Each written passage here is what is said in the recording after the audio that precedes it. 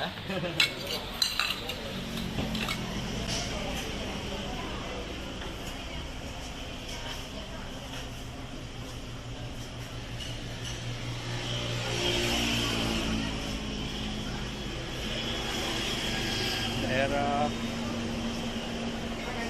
Kulegli, Kabupaten Pidijaya.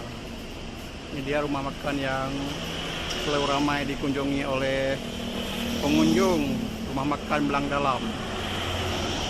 Ini nampak deretan mobil-mobil orang yang singgah di sini. Ramai sekali karena udah lama sekali dah legend. Nampak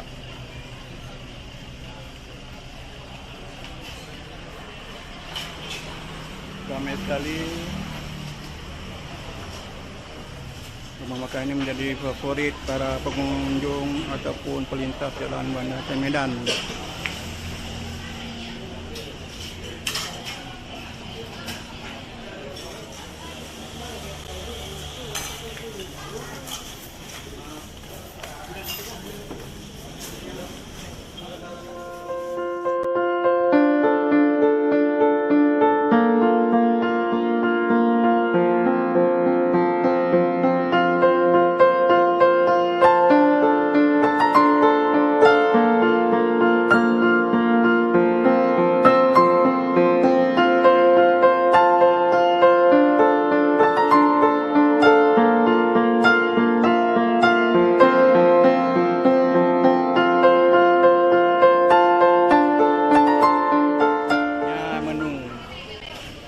Mantap. Ya. Kembali ke Belang Dalam. Nah, ini khas Aceh. Ya. Ya.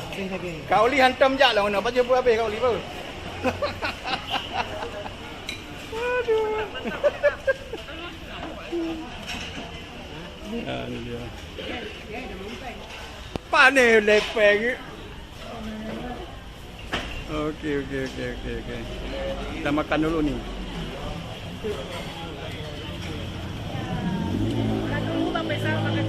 Berapa nepeng le masuk?